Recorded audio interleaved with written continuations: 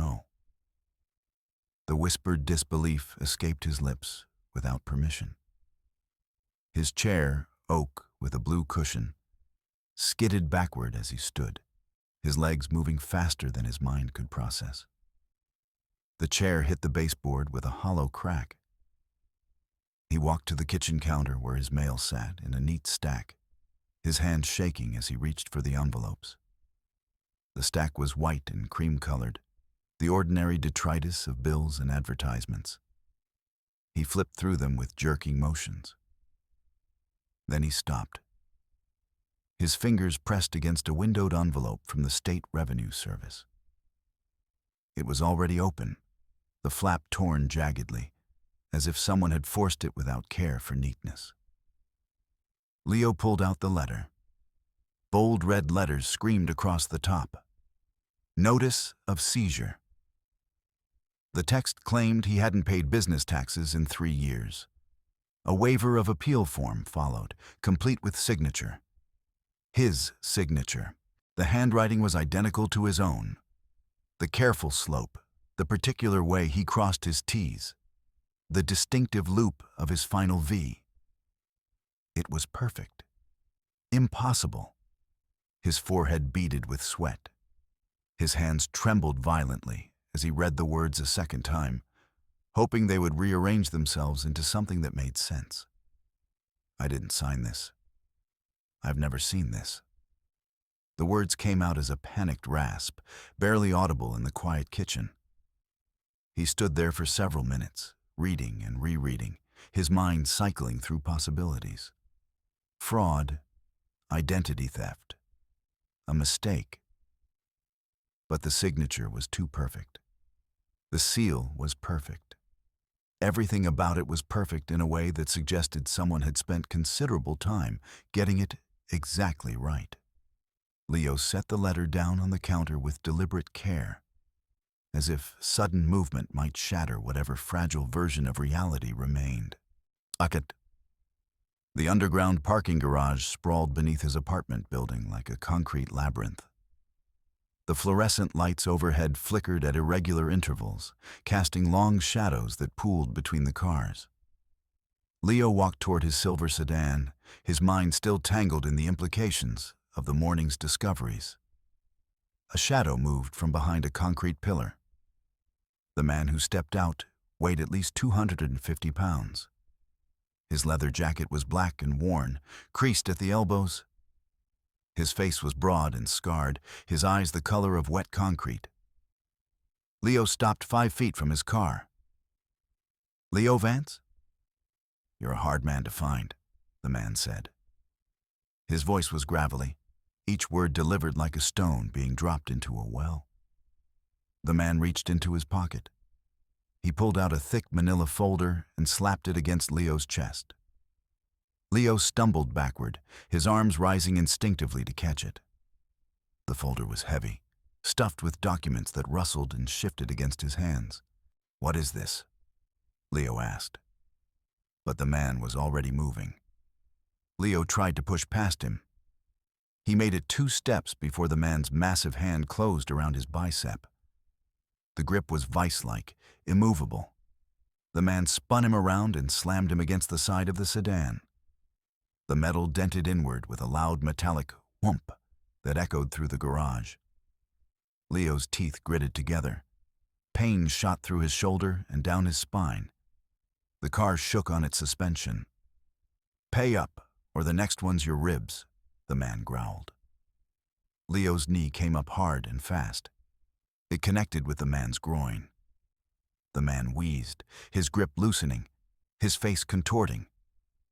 Leo shoved the man's face backward and sprinted toward the exit ramp without looking back. His sneakers slapped against the concrete in rapid succession. Behind him, the man groaned and cursed. But Leo didn't hesitate. He reached the street level and ducked into a narrow alleyway, his heart hammering against his ribs like something trying to escape. He leaned against the brick wall, gasping for air. His hand pressed against his side. Sweat poured down his temples despite the cool morning. Steam rose from his skin into the cool air as he tried to slow his breathing, tried to make sense of what had just happened. A debt collector. The words didn't fit. Leo's business was legitimate. He paid his bills, filed his taxes, lived a quiet life. None of this made sense. His phone buzzed in his pocket. The text was from Ben. "Heard you were having a rough morning. Come by my place. We'll figure this out." Ben. His best friend since 3rd grade. The one person who had always been there, always understood, always had the answers. Leo pushed off from the wall and hailed a cab. Ben's luxury apartment occupied the entire top floor of a building in the downtown core. Floor-to-ceiling windows offered a panoramic view of the city. The interior was white on white. White leather sofas, white marble flooring, white curtains that filtered the light into something soft and diffuse. Modern art hung on the walls, abstract pieces worth more than Leo made in a year. Ben was wearing a tailored navy suit, his dark hair perfectly styled. He poured 2 glasses of amber liquid from a crystal decanter. The scotch caught the light, glowing like liquid gold. Leo stood in the middle of the white-on-white living room, disheveled, his shirt untucked, his hair still messy from running. He felt like a stain on the pristine environment. "Take a breath, Leo," Ben said, his voice soothing and authoritative. "We'll fix this. We've been a team since 3rd grade, remember?" He handed Leo a glass. As Ben did, he placed his left hand on Leo's shoulder in a gesture of comfort. Leo looked down at Ben's wrist and saw the cufflink catching the light, a small silver lion. Leo's breath hitched. He stared at it, his mind struggling to process what he was seeing. 3 years ago, Leo had lost that cufflink. They'd been drinking at their old school reunion, and Leo had taken them off during the evening, setting them on the table. One had disappeared. They'd looked for it, but the place had been crowded, and eventually Leo had given up. He'd bought a replacement pair, but he'd always wondered what had happened to the original set. Now Ben was wearing one. "What's that?" Leo asked, his finger rising to point at the cufflink. Ben glanced down and smiled. "What? This? Found it at an estate sale a while back. Figured it was serendipity." He patted Leo's shoulder again. "I'll look into the tax codes for you. Give me 10 minutes."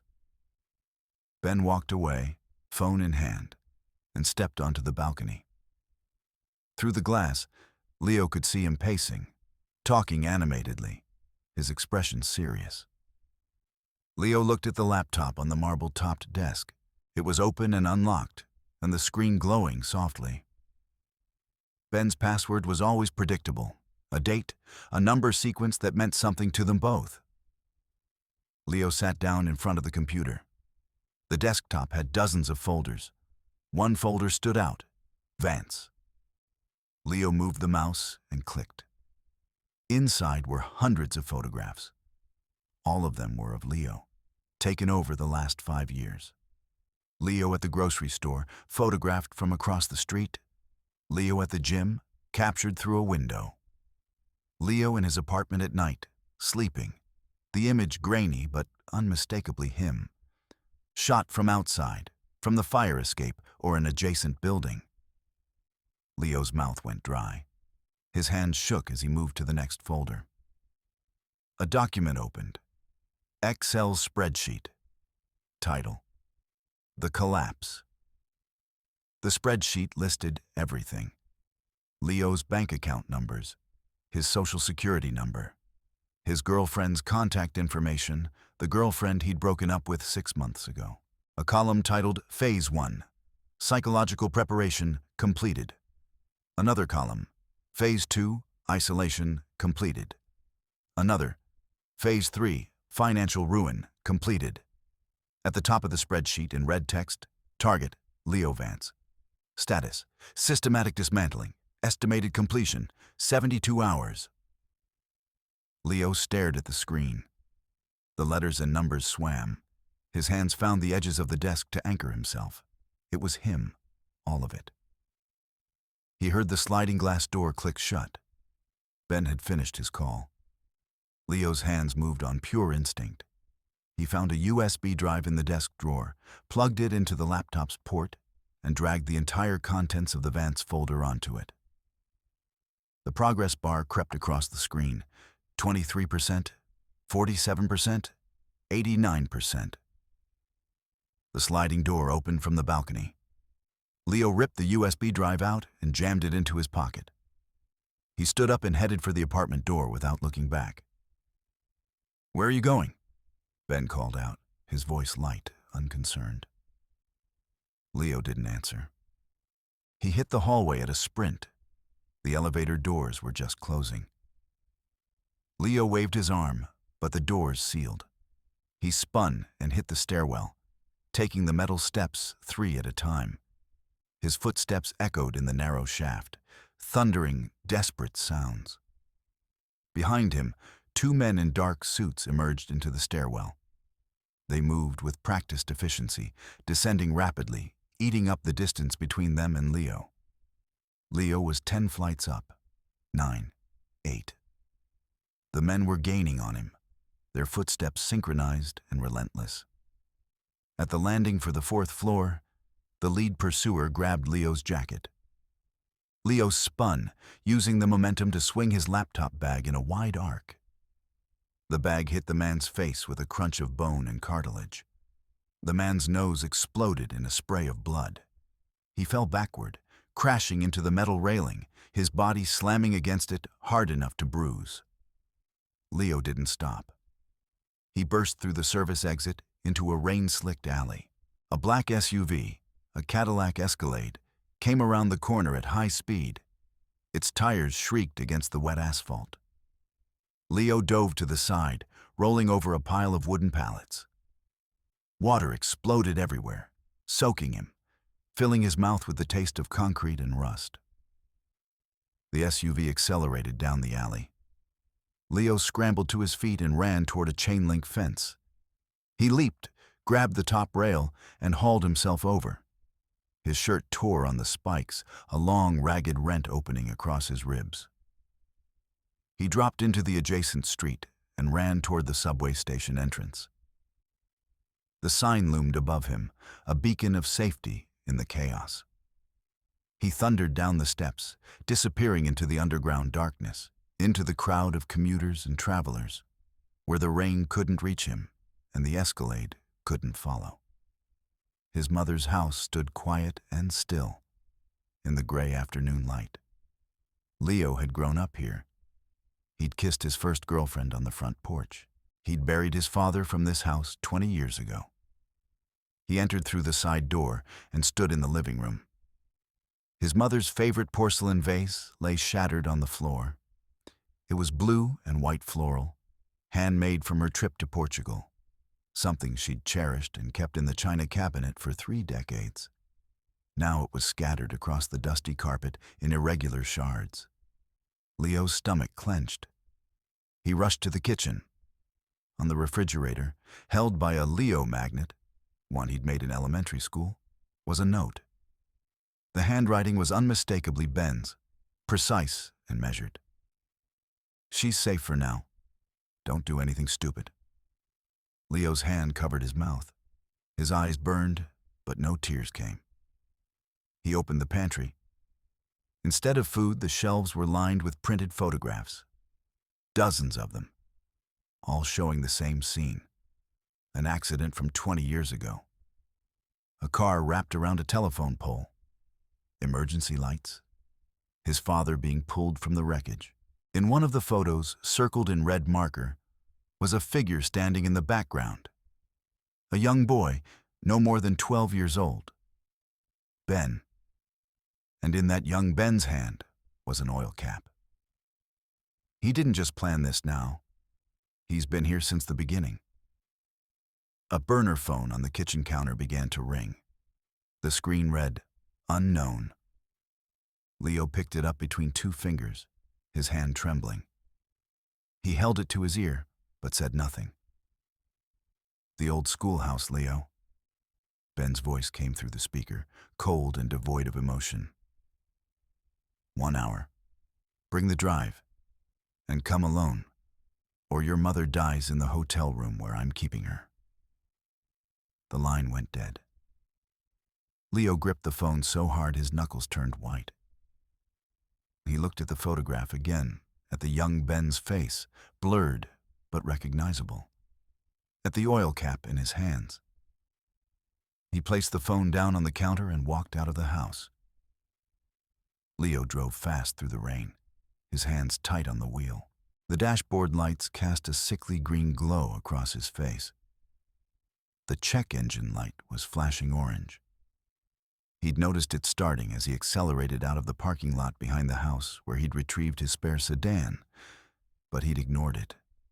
Now it was flashing faster. He pressed down on the brake to slow for a turn. The pedal went soft beneath his foot, spongy, non-responsive. Leo's eyes widened. He pressed harder. The brake barely engaged.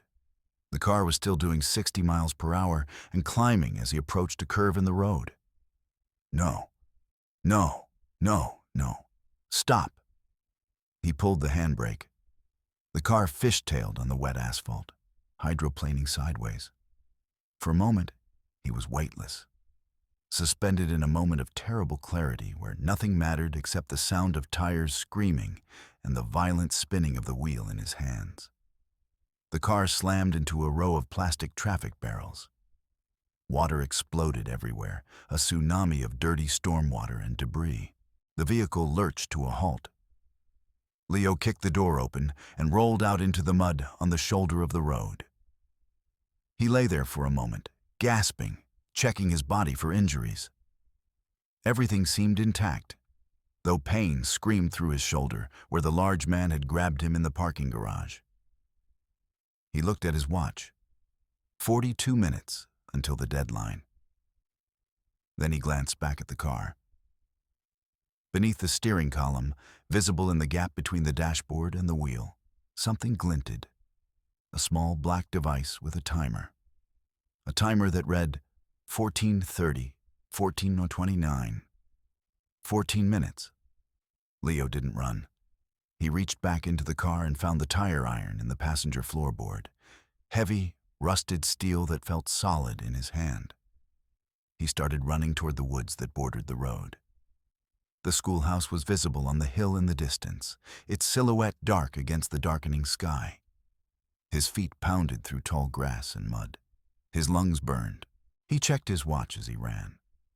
13 minutes. 12. The old schoolhouse loomed larger, a 2-story brick structure with broken windows and a collapsed section of the roof. The gymnasium was at the back of the building, a separate structure connected by a covered walkway. The doors hung open, darkness yawning beyond them. Leo entered without hesitation. The gymnasium was dim and vast. Dust motes drifted through the few shafts of light that penetrated the broken windows. The home of the Lions logo was still painted on the wooden floor, barely visible beneath years of grime. The large man was waiting. He held a length of thick copper wire, coiled in his hands like a snake.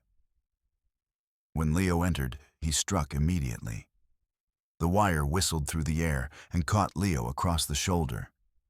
Leo screamed. The wire cut through his shirt and bit into his flesh, drawing blood.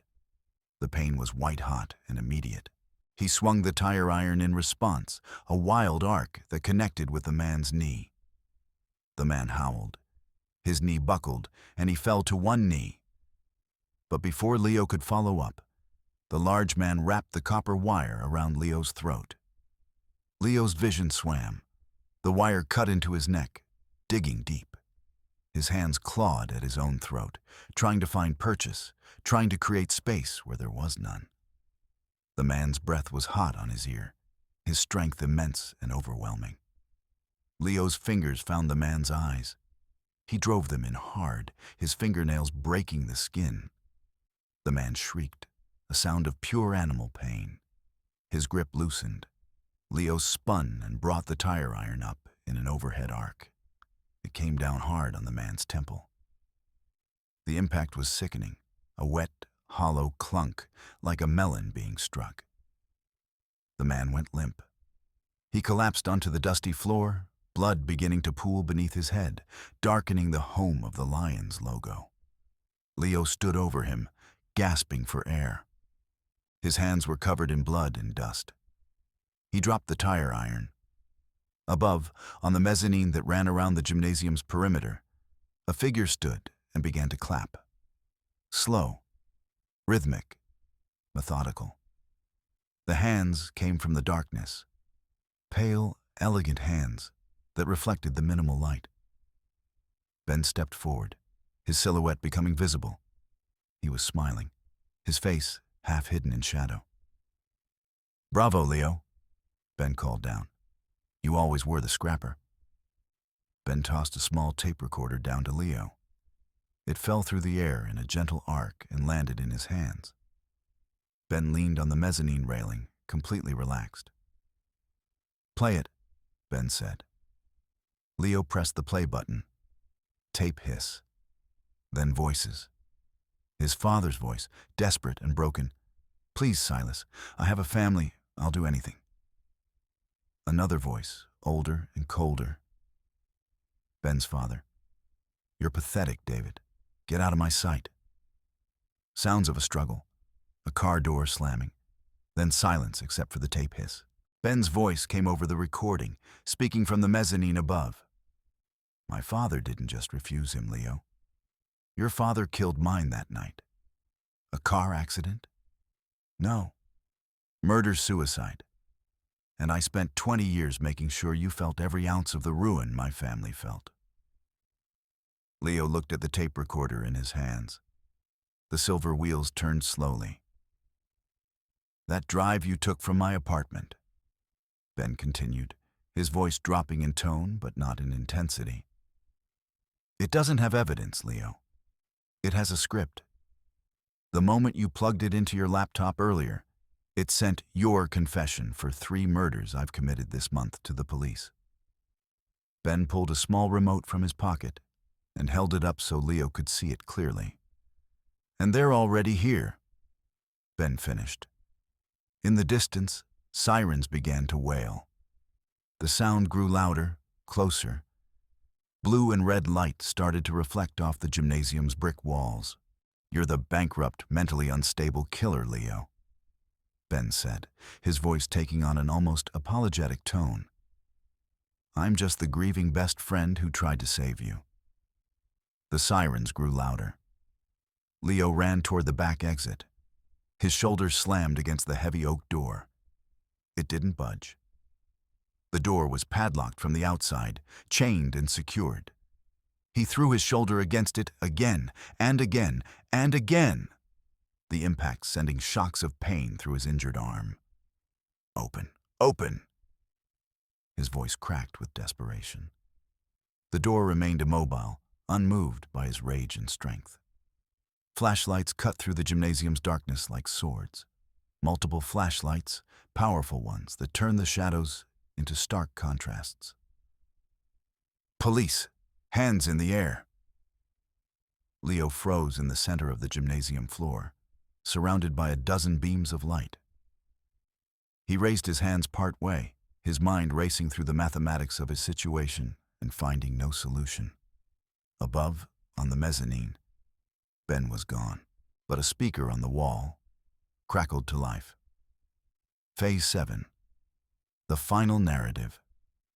"Goodbye, Leo," Ben's voice said, stripped of all affect, all emotion. Police officers crashed through the gymnasium doors, their weapons drawn, their movements coordinated and efficient. Leo didn't resist. He couldn't. There was nowhere to run and no one to trust. They tackled him to the ground. His face was pressed into the cold, dirty floor. He saw the tire iron a few feet away, out of reach, slick with blood. Handcuffs clicked around his wrists. An officer reached into his pocket and pulled out the USB drive. "Found it," the officer said into his radio. "The confession. Leo closed his eyes. The blue and red emergency lights continued to strobe across his vision, over and over. A rhythm that seemed to match the pounding of his heart. He had nothing left. 8 hours later, Leo sat at a metal interrogation table. Detective Miller, a woman in a gray blazer, slid the USB drive across the table's surface. "Explain this, Vance," she said. The drive moved slowly across the metal, driven by her finger, and came to rest near Leo's hands. He looked up at her. His face was bruised, his neck wrapped in bandages where the copper wire had cut into him. "Check the hidden metadata on the file creation," Leo said. His voice was steady and low. "Ben is a genius, but he's nostalgic. Every password he's ever used is the same. The serial number of the first model plane we built in 1998, BF 1097742. Miller's eyebrow rose. She was skeptical, but something in Leo's tone had caught her attention. She picked up the USB drive and walked over to a laptop on the side table. She inserted it and began typing. "BF 1097742, she repeated as she entered it into the password field. The screen flickered. Folders appeared. Miller's eyes widened as she scrolled through the contents. "There's a hidden subfolder," she said, her voice filled with surprise. "It's opening." Leo watched her face as she examined the files. Shock, then certainty. She stood up and spoke rapidly into her radio. "We need backup at 442 West Oak. Penthouse apartment. Suspect is Benjamin Morrison." She glanced at Leo. "His phone GPS shows him there right now. And we found your mother. She was in a hotel room, safe, but guarded by his men. They're in custody." She unclipped the handcuff that connected Leo's left hand to the metal table. "You played him," Miller said, not as a question, but as a statement of fact. Leo didn't answer. He simply exhaled, a long breath that seemed to empty him of something fundamental. 10 o'clock at night. The penthouse was surrounded by police vehicles, their lights casting the white and black apartment into alternating shades of blue and red. The officers breached the door. Ben was standing by the floor-to-ceiling window, holding a glass of scotch. He didn't turn around immediately. When he did, it was slow, measured, deliberate. His reflection in the glass showed Leo's approach, and he watched that reflection as Leo walked toward him. "You were always the better player, Leo," Ben said, his voice elegant despite everything. "I just had the better cards." Leo stood 3 feet away from his childhood friend. He reached into his pocket and pulled out a silver cufflink. The lion, the one he'd taken from Ben's desk drawer hours earlier, and held it between his thumb and forefinger. "My father didn't kill yours, Ben," Leo said. His voice was cold and factual. "I found the rest of the recording in your subfolder. Your father was the one who cut the brake lines." Ben turned fully now. His composure cracked like ice breaking under pressure.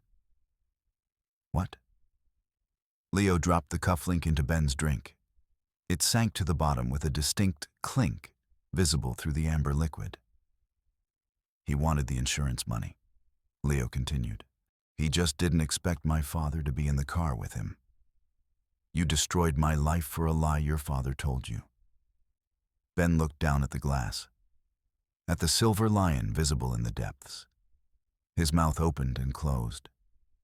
Then he started to laugh, high and frantic, a sound that transformed midway into something between a laugh and a sob.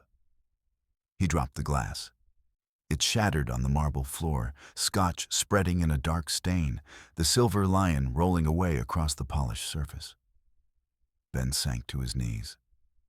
Leo turned his back on him and walked toward the elevator.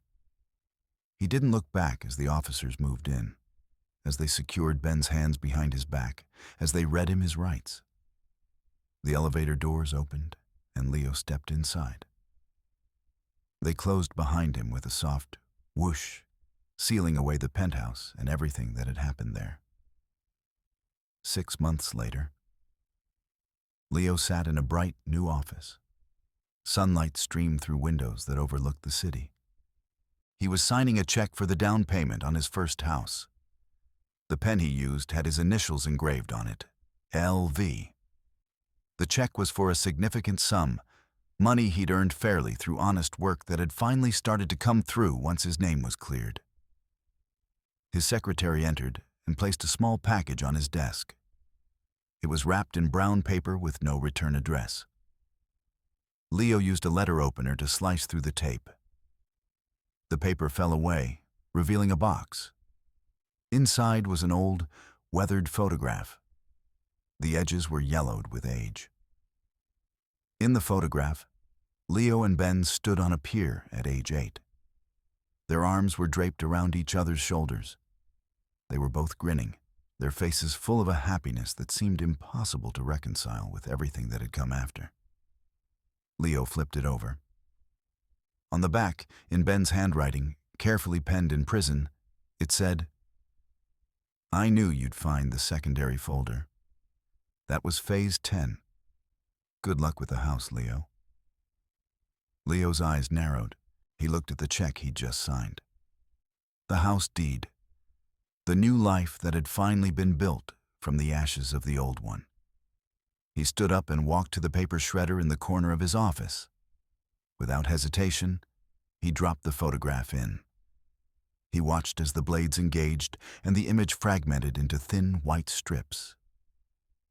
The pier dissolved. The boy's grin was sliced into fragments.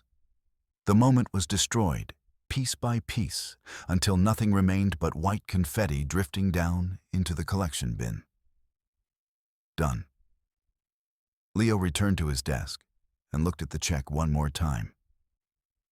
He folded it carefully and placed it in an envelope. He sealed the envelope and placed it in his drawer alongside the title to the house that was now his. The city glowed beyond his windows, indifferent and eternal. The morning was bright. He had work to do.